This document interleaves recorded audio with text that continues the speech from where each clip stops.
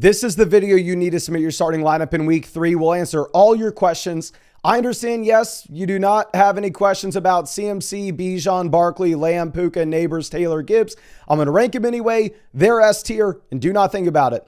Going to B tier, A tier, whatever it's called, tier 2, we have Bucky Irving leading us off. Bucky, massive spread on this game where the Bucs should be able to run the ball in the second half. Obviously, they're missing their left tackle, and on top of this, they just lost a guard for the rest of the season. But sportsbooks are projecting them out to be a top 5 scoring offense in the league this week, so I don't think you should have too many hesitations, and we know he's going to get involved as a receiver. Derrick Henry will not be involved as a receiver. However, you do have the Baltimore Ravens projecting to be the second highest scoring offense in the league this week, only behind the Buffalo Bills. Decent spread in this game as well, where Derrick Henry should be able to run the ball. And one other thing that should happen in this game is Lamar Jackson should have at least 1 yard. I'm pretty confident in it, even if I'm an idiot. And you can actually get a free Lamar Jackson pick, higher, lower, half a total yard on Underdog Fantasy for that Monday night game. They're also doing a Russell Wilson promo, higher, lower, half a total yard for the Sunday night contest, and a 75% profit boost token as well for this weekend.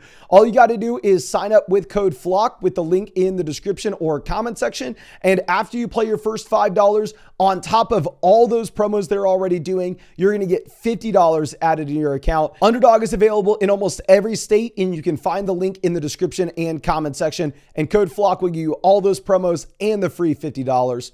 Now, moving over to our next player, this is going to be Jackson Smith-Njigba. JSN has had 23 targets this season, and you have an implied team total of almost 25 points for the Seattle Seahawks. So typically the Seahawks offense is going to be horrendous. However, this week, sportsbooks like them going up against the New Orleans Saints. Don't ask me exactly how the New Orleans Saints defense is so bad. I don't know.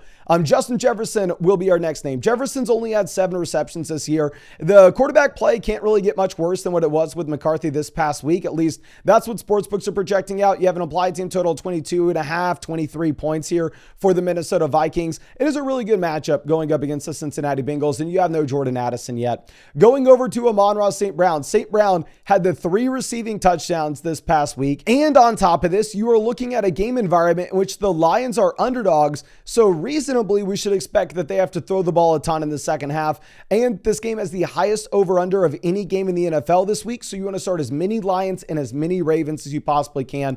Jamar Chase will be our next name. The expectations are much lower with Chase than they typically would be. And of course, the reason is going to be that you have no Joe Burrow.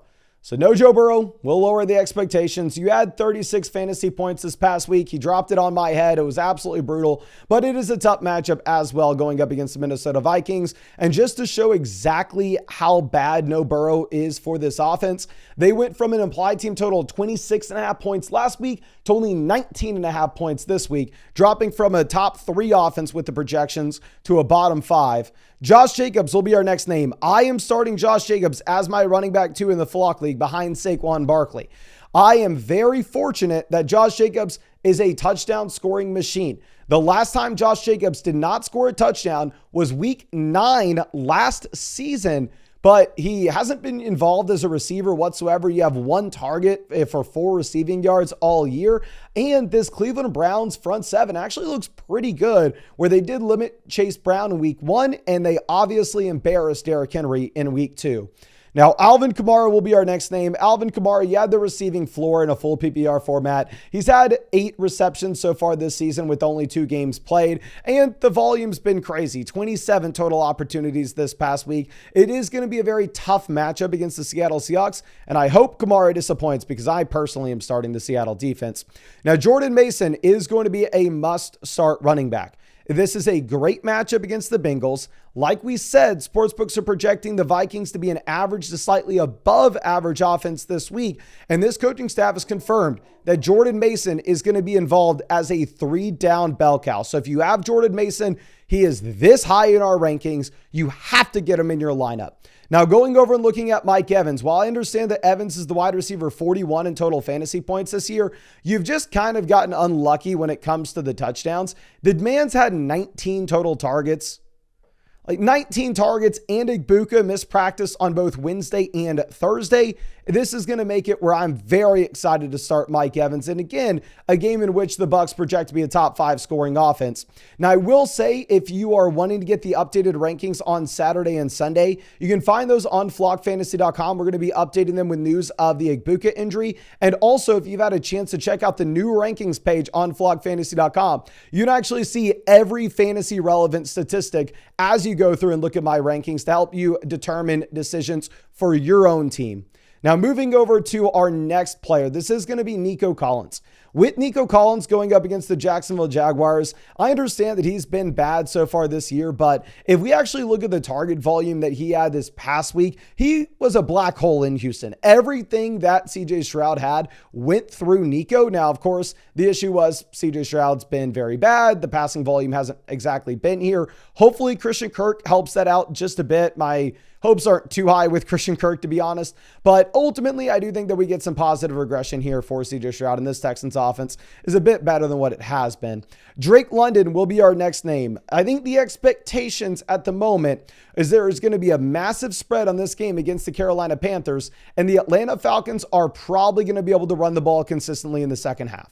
We actually saw that against the Minnesota Vikings this past week where you only had 4 targets for London. And that's not a Drake London problem, right? That's an issue with, again, just this team running the ball over and over and over again. You only had 21 total pass attempts and 13 completions for Michael Penix this past week. But I do think you're probably in a situation in which they're going to complete more than 13 passes, and we should expect London to have a super high market share. I'm looking at Zay Flowers. Flowers has been incredible. He's the wide receiver 5 so far this year, and this Detroit Lions offense is going to be one of the very few offenses that we can assume could actually keep up with the Baltimore Ravens, which is what you want if you are Zay Flowers, because you want this team having to throw the ball in the second half. And again, this game has the highest over-under of any game in the league this week, meaning you want to start every single name that you possibly can that is a Baltimore Raven and or a Detroit Lion. Looking at Chase Brown. Chase Brown's been the running back 24 in total fantasy points this year, but I'm going to keep saying it. There has not been another running back to have a carry for the Cincinnati Bengals. Now, I am concerned that this offense is going to be worse in general. I understand that some people are going to come through and they're going to say, oh, with no Burrow, they're going to have to run the ball more. Frankly, I would rather them have Burrow. I would rather them have more trips to the red zone and more touchdown opportunities overall. But market share numbers are great, and he's had 6 targets this year as well. Even though I don't love the matchup, I think you got to start him. Javonte Williams looks like he's an absolute hammer. So the Detroit Lions are actually now favored in this game over the Chicago Bears. And this game is the second highest over-under of any game on the slate this week, only behind the Ravens and the Lions. And with Javonte, he had 21 opportunities in week 1. And then going over and looking at what we had with Javonte in week 2, he had 25 opportunities. So Javonte, automatic starter here against the Chicago Bears. Now going over to what we have with Brian Thomas here, I understand that he's been horrendous. He's the talk of the town, looking at the drops, looking at the fact that he's afraid to get hit. But you still had 19 targets, and this is still a wide receiver that in 2024, after the bye, had 19, 16, 32, 28, 23, and 17 fantasy points. So I still want to believe that he's an incredibly talented player at 22 years old. He's had all the volume in the world. So I want to believe that he does get this sorted out. Rome Odunze will be a must-start receiver for us. Now, I understand that a lot of the production this past week actually came in garbage time against the Detroit Lions, but honestly, I don't care. At the end of the day, you're 2 games in. You're the wide receiver 4 in total fantasy points, and the Dallas Cowboys arguably have one of the worst defenses in the league. So if you have Rome, you just absolutely have to jam them in. Now, Breece Hall will be our next player. If we are looking at Breece, the snap rate is actually really encouraging. He had 64% of the snaps this past week, which you go back and look at what he had last season. It was very reminiscent of his overall average. So it looks like the coaching staff is still letting Breece Hall have the vast majority of the work like they did last year. But I just don't love the offense. I don't love the fact that Tyrod Taylor is your quarterback. Now, Taylor's going to run the ball less than Justin Fields did. So hopefully you get a higher checkdown rate and hopefully you get more targets. But again, this team's going to be playing from behind. This is a team that's going to try to run the ball, and they do project to be a bottom 5 offense in the league. Now, Kenneth Walker is extremely difficult to rank because Kenneth Walker looks like he is the most talented running back in the Seattle Seahawks backfield, but he only had 35% of the snaps this past week. Now, I'm going to be ranking Kenneth Walker very aggressively in these rankings for somebody that only played 35% of the snaps this past week, because Zach Charbonnet did not practice on Wednesday and Zach Charbonnet did not practice on Thursday. So there's a very real possibility that Zach Charbonnet is going to be missing this game. And even if he does play this game, there's a very real possibility that he is going to be held to a much smaller role, especially knowing that Kenneth Walker just frankly outplayed him last season. So I'm going to be aggressive with how we go through and how we rank Kenneth Walker here. Obviously, we will get this updated on flockfantasy.com as we get official word about Zach Charbonnet, and I'll be updating y'all with live streams leading up to the game, so just make sure you are subscribed. Now, going over and looking at what we have with Ashton Jeanty, the opportunity's been there. The snap rate's been there. The issue is this is a garbage offensive line. Again, going back and looking at what we saw week 1, Ashton Jeanty had more yards after contact than he had total yards, period. So the expectation naturally should be that Jeanty's an extremely talented player. He's getting a lot of volume, but it's a very bad offense. Now, it is encouraging to see that he's had a total of 6 targets over the past 2 weeks. So in a full BBR format, he is giving you that kind of floor. Now, going over and looking at Kyron Williams, he had the touchdown get stolen from Blake Corum this past week. And at the same time, we know historically Kyron is not a great receiving threat. So if this is a continued trend where Blake Corum is taking touches at the goal line in the red zone, it's going to be extremely frustrating for Kyron Williams owners. And this is a really tough matchup going up against the Philadelphia Eagles. Now, Ladd McConkey was a concern. He didn't practice on Wednesday with the bicep, but he was actually good to go on Thursday, practice in full. So Ladd's going to play this week. While I am very much rooting, and please, for the love of God, make it happen, for Quentin Johnston to be the wide receiver 1 here rest of season. I don't think it's going to happen. I think Ladd McConkey is the wide receiver 1. I think we've seen it over a large enough sample. So I'm still going to rank Ladd as the number 1 guy, especially as he's getting target volume. It's just the other guys have been scoring touchdowns so far. A.J. Brown's been horrendous. A.J. Brown, they haven't even looked in his direction. Going up against the Rams here, on Underdog, he's higher or lower as 60.5 total yards, which is lower than what you have with Ted McMillan at 66.5. But what I'm going to say with A.J. Brown is we have seen it in the past, him go stretches of games without getting involved. And even if the Philadelphia Eagles are winning these games, he's not a happy camper with it. He's going to be making some noise. And with that in mind, they're probably going to try to grease the wheel. They're probably going to make sure the squeaky wheel doesn't just cause a problem on the sideline. So I think that they're probably going to force feed A.J. Brown the ball a couple times this week. And obviously you do have the big play upside with A.J. Brown always. Ted McMillan gives you a higher floor than A.J. Brown does, of course. Ted McMillan's actually been a dominant target hog so far in Carolina. But the issue is this is just an absolute garbage offense. And the Atlanta Falcons defense looks to be much better than what it was in the past.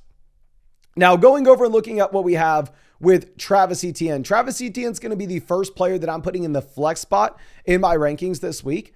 Of course, I'm going to be a little bit concerned of what we saw with Byshell Tootin a week ago. But ultimately, Travis Etienne still played 66% of the snaps. He still had 17 opportunities. Now, it is going to be a tougher matchup going up against the Houston Texans defense, as opposed to what we saw the first 2 weeks with him going up against Carolina and Cincinnati. So honestly, I maybe try to trade Travis Etienne before this Sunday.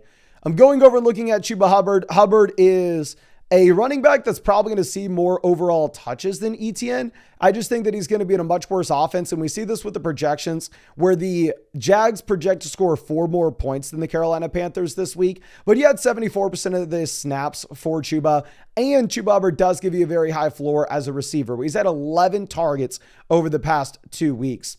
Now, Davante Adams will be our next name. Davante Adams also had a ton of targets last week, but it is a tough matchup going up against the Philadelphia Eagles. And I do think that Puka Nacua is clearly the alpha wide receiver 1 here. Now, our next player is going to be Jakobi Meyers, and Meyers was probably the guy that I disrespected most coming into the season with our rankings. And again, I don't want to make excuses, but they drafted Jack Besh, they drafted Deonta Thornton, they signed Amari Cooper, and then most importantly, Jakobi Meyers came out here and the dude requested to get traded, like right before the season. So I'm sitting here and going, actually, yeah, this is a little bit concerning. But he's had 22 targets through the first 2 weeks. He's the wide receiver 18 and has yet to score a touchdown. So he just gives you an incredibly high floor in a PPR format. Now, Tony Pollard will be our next name. Tony Pollard is going to be in the second flex spot in my own lineup this week, and I'm very confident with him. I think that Tony Pollard is a must-start player. And the reason for this is when we're looking at Pollard, you had 88% of the snaps week 1, 88% of the snaps week 2. He has averaged 20 opportunities a game. So even if it's a bad offense, even if it's a bad matchup, this type of workhorse usage gives you a high floor, and Underdog is giving him even odds, higher or lower, to score a touchdown this week. So the volume, typically you're going to have fantasy points follow it. So I'm just 100% jamming him in. Garrett Wilson, we put a lot lower in our wide receiver rankings this week, and we had to move him up because I was expecting sportsbooks to really hate that Tyrod Taylor was the starting quarterback here for the Jets. Boy, they're telling us, hell, the Jets offense is going to be no worse with Tyrod than it would be with Justin Fields. Whether you believe that or not, that's what the projections are saying. And ultimately, there's probably going to be more passing volume with Tyrod just because he's not going to run the ball as much as Fields would.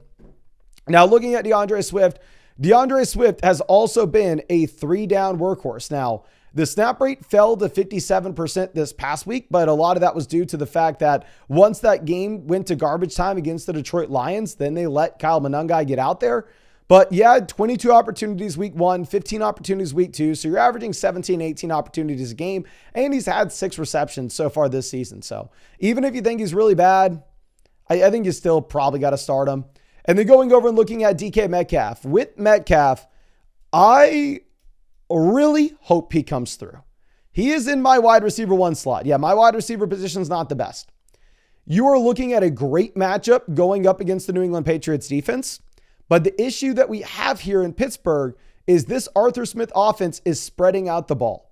Had a lot of people coming into the year telling me, oh, Aaron Rodgers only ever targets his wide receiver 1. That wide receiver 1 always has a 30% team target. It's not happening right now in Pittsburgh. They're treating DK Metcalf as if he's Calvin Austin. So super frustrating. He didn't practice on Thursday just to give him a bit of rest. I do really like the matchup this week, so I wouldn't be surprised if he has a great day. Now, Igbuka is going to be our next name. Igbuka did not practice. He was not labeled as rest. He was labeled as hip/groin. So this is going to be a concern. Again, the Bucs project score a bunch of points. Godwin's been at practice, but it looks like Godwin's not going to play this week. But I don't know if Igbuka is going to be good to go or not. This is going to be the probably most important Friday practice to make sure you're monitoring. Now, Deebo Samuel will be our next name. Deebo Samuel, we're just going to have to monitor the Jaden Daniels practice. But honestly, I think Deebo can be a start kind of regardless. Courtland Sutton will be our next option. Now, I understand Sutton gave you absolutely nothing this past week, but we've seen it before where Courtland Sutton comes out and does nothing just to follow it up with a stretch of games where he's a absolute beast for 2 months. So I'm not too concerned about the one game in which Courtland Sutton does not show up. I don't like the matchup against the Chargers, though. George Pickens, I really do like the matchup against the Chicago Bears. I like the game environment as well. I do want to reiterate, though, when we're looking at George Pickens, what we've said all offseason is he's a wide receiver that typically is going to be better from a real-life perspective than for fantasy purposes. He's going to be operating deep downfield, clearing out space underneath for other guys to draw targets. He's going to be getting pass interference calls, which obviously is really exciting for the Cowboys fans, but doesn't really help your fantasy team. DJ Moore will be our next name. While DJ Moore has been horrendous, like DJ Moore at the moment is the wide receiver 53 in total fantasy points. I think that you can actually probably start him again for the reason being that it is a really good game environment against the Cowboys with an incredibly high total. Marvin Harrison, I actually lowered him down my rankings because I saw Underdog currently has him higher, lower 46.5 yards, which is crazy. Like they have him higher, lower 46.5 yards. They have Garrett Wilson higher, lower 66.5. I mean, it's understandable where we've seen such a large sample at this point where Marv just simply is not drawing target volume. He had 2 receptions this past week. He's had 7 receptions so far this season, which is a continued trend of what you had last year where you're just looking at big plays, but no volume whatsoever. This matchup going up against the Niners isn't great either. Terry McLaurin, I'm going to be a little bit more hesitant with Terry than I would with Deebo if you don't have Jaden Daniels. Because I think Debo, you can more so manufacture touches for. Terry McLaurin, more so that deep threat alpha wide receiver one. So I think the quarterback play is more important for Terry than it is Debo Samuel, as well as Debo looks like he gets the bump with no Austin Eckler, of course. Now going over and looking at Jaylen Warren.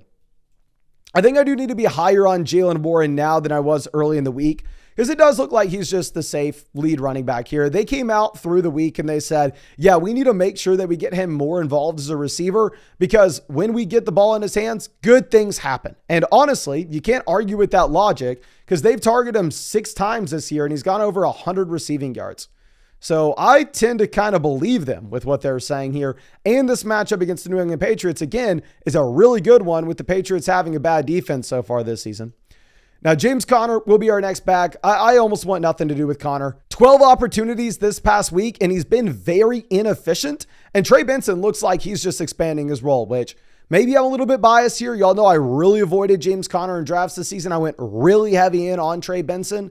So for me, it's going to make me some money if this trend continues, but you could see a James Conner bounce back. And for the time being, he's still very much the lead back here, of course. Now, Keenan Allen's been great. Keenan Allen's just been a touchdown machine. You've had 2 touchdowns with 12 receptions. I would assume that the TD rate actually does slide back a bit to the historical average. And again, if you had the stat line this past week with no receiving touchdown, it's good, but it's not great. This matchup against Denver is going to be a little bit tougher as well. Chris Olave, you project to be tied with the Browns in the worst offense in the league this week. Really tough matchup against the Seattle Seahawks, but he's had 23 total targets this season. So the efficiency's been horrendous. Like, his yards per target looks like a yards per carry mark for a running back. And again, the matchup's really bad, but in a full PPR league, you get the guaranteed volume. Ricky Pearsall and Juwan Jennings are very interesting, because we had an implied team total for the Niners offense at about 22.5 points early in the week. This has now risen up to 24 points. And I think a big reason for that is we are getting word that it sounds like you may have Brock Purdy playing. Now, I don't know the status on Jennings yet. I don't know the status on Purdy yet. I'm going to have to keep these rankings updated on the website, and I'll let you know in the live streams as well as the week goes on. But for now, we're just going to throw him here as a placeholder. T. Higgins, I don't like the matchup going up against the Minnesota Vikings. I hate the fact that you're in a spot where you no longer have Joe Burrow, so the expectations are this is a worse offense. Now, again, I hope that I'm wrong, because I do have T. Higgins as my wide receiver 2 in the Flock League. Now, going over to Jamison Williams, I know I keep saying like, oh yeah, we want to start as many names as we can in this game. The highest scoring game of the week, blah, blah, blah. The man's had 6 receptions this season. He's had 9 targets. This past week, the Detroit Lions offense went nuclear and he had 2 receptions in it. So it's really going to be feast or famine with J-Mo, and you're really just looking at the big play or not. Devonta Smith, I drafted in a ton of best ball drafts, and it looks horrendous at this point. The volume just hasn't been there. Again, the Philadelphia Eagles haven't had to throw the ball. The last time we saw the Eagles play a close game, it was against the Los Angeles Rams. So maybe, just maybe, they're forced to drop back and make Jalen Hurts rip it this week. I know you're going to hate this Amari Hampton ranking. You're going to see it and you're going to scream that you would never start Amari Hampton in a million years, and I'm not going to fault you for it. But Hampton's averaged 70% of the team snaps so far this season. And I know people in the chat are going to tell me, oh, he hasn't passed the eye test. He's played 2 NFL games ever. What the hell do you want from the guy? So I'm not giving up on Amari Hampton. Ja'Cory Cross-Merritt, there's just no way to project him out. We don't know who the quarterback is. We don't know what the split's going to be with no Austin Eckler. Maybe, honestly, if you wanted a higher floor, you could go J.K. Dobbins.